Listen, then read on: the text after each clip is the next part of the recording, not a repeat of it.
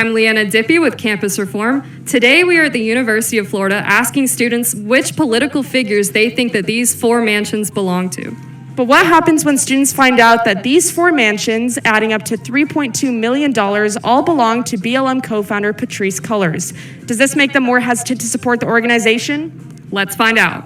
So I have a series of photos of mansions that I want to show you. And then you're going to guess which political figure owns it. So the first one, this one is going for $415,000. Who do you think owns this? Mitch McConnell. Mitch McConnell. Okay. There's this one going for about $600,000. Oh, that looks like California. With some people from California. Nancy Pelosi is the only one I could think of. Pelosi. I guess so, Pelosi. Yeah.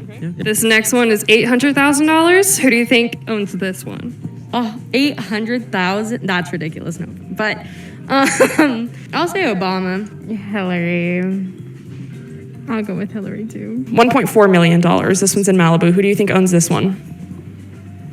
Trump. Let's go with Charlie Kirk. I changed my answer. Ben Shapiro. So the total amount of all these homes is $3.2 million. What if I told you that one person owned all 4 mansions? I should have seen that coming. What would your guess be then of that person who owns all 4? Again, $3.2 million in luxury homes.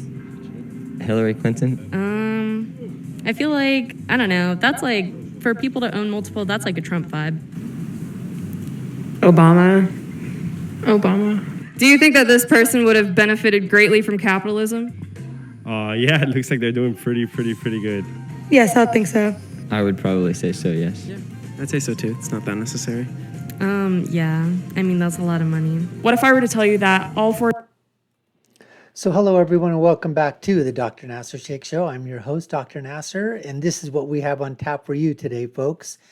What really surprised me was, you think that every time you do these videos, you always see the students, the first name they jump to is Trump. It's like attack Trump bad, orange man bad, right? I mean, every single thing they attribute, anything that they in their social justice warrior minds, their virtue signaling minds, their woke minds, they attribute it to Trump right away.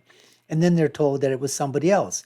So what's really surprised me was the fact that very few of these kids put Trump out there first. I mean, it was Hillary, it was Obama, it was Pelosi, it was people on the Democratic side. Even that one kid said, oh, that looks like California, Pelosi. I think one person in the beginning said, McConnell or whatever. And the one girl over there, she was like saying, oh, 800,000, that's ridiculous for a house, okay? I mean, total leftist thinking, socialist thinking or whatever. You know that if this girl here had the kind of money, she'd go out there and buy that type of property, right? Just virtue signaling.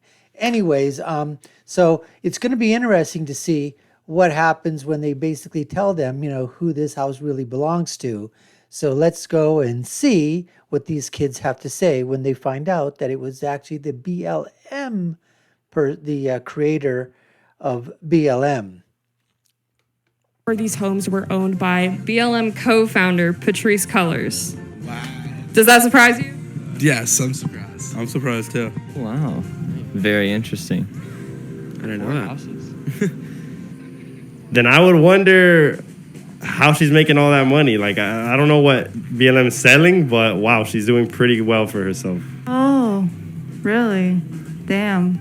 To own that many houses that are amounted to such a big number of money, you have to have a really big source of income. It's like, where is that income coming from? Yeah, it does surprise me. You would have never thought that someone in that position could be able to hold that much money.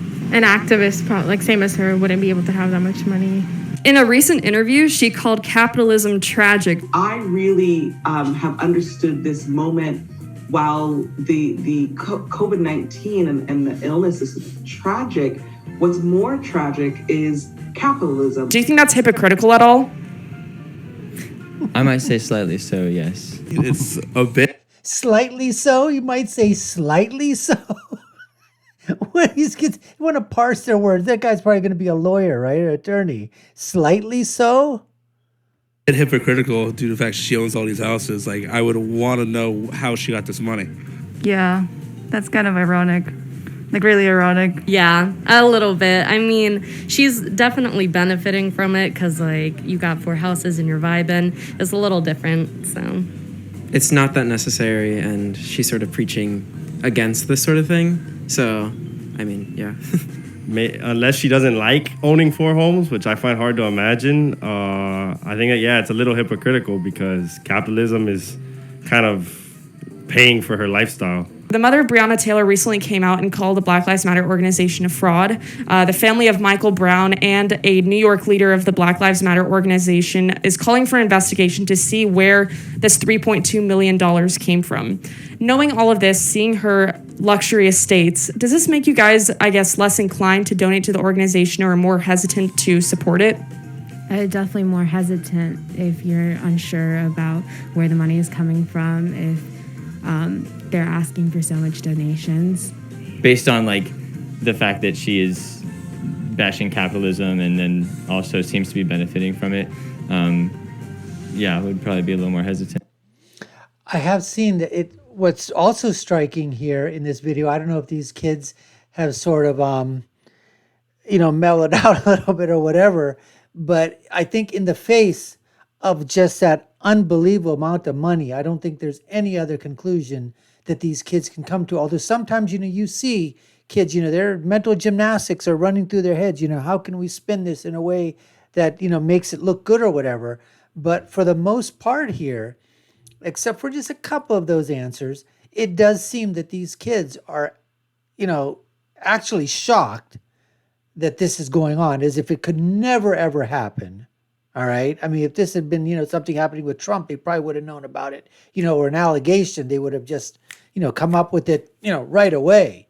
But because it's BLM, they don't have a clue until this was basically shown to them. And then the quote, where she basically says, capitalism is bad. So for these kids to basically say, absolutely, I don't know how much these kids would donate anyways, on their students, obviously, but whatever amounts of money that they felt that they could part with, they certainly are basically coming out and saying that, hey, absolutely, it would be very hard to support this institution now, knowing until we know, what the hell is really going on. Where is that money going to? So I have to applaud these kids in this segment, in this one here. They're pretty rational, almost conservative, I would say. Yeah, that's sort of something that she needs to be held accountable for, I guess. I would always, before I donate to anything, I'd want to see where the money's going. Definitely be more hesitant, and I would probably try to research more exactly where my money's going from and what it's being used for. Yes, I think the movement is really important, but I think the organization, I've always been hesitant to support it. I wouldn't donate large sums of money. I think in the height of it, I did donate money to the Black Lives Matter organization, but I think now I wouldn't. I'd find other more direct or local support. And I think they should be open. I'm not going to donate to anybody who is not open about their finances. Yeah. If I gave money to them now, I would think that it's going to, buy the next house for whoever, operates it. So it just, again, goes to show you that bottom line is that when these kids are basically told, or whoever it is, that, look, here's what's actually happening. What are your thoughts? What would you do? Would you do it? Most of these kids, I said before, rational thought. So I have to admit, this was a little shocking on this video here, watching it. I really would have expected a little bit more pushback against the reporters to try to, say, hey, yeah, but you know what? How do you know? They could just be making this stuff up. She's not like that. I'd really have to know everything. I got to go investigate it for myself. Almost basically trying to make excuses. That's what I would have expected based on, other campus reform videos that are out there. But pleasantly surprised. But, I think maybe there's a chance for these young kids anyways. Maybe there's a chance for the future if these kids turn out to be, a little bit more on the conservative side, or at least their thinking stays this way. Anyways, we appreciate you taking the time to watch. You've been watching the Dr. Nasir Shaikh Show. I'm your guest host. My name is Dr. Nasir. Like, share, and follow us. Hit that subscription bell, notification bell as well. My final thought is, when you're right, you're right, and when you're left, you're wrong. We'll see you again next time, folks. Take care and stay safe.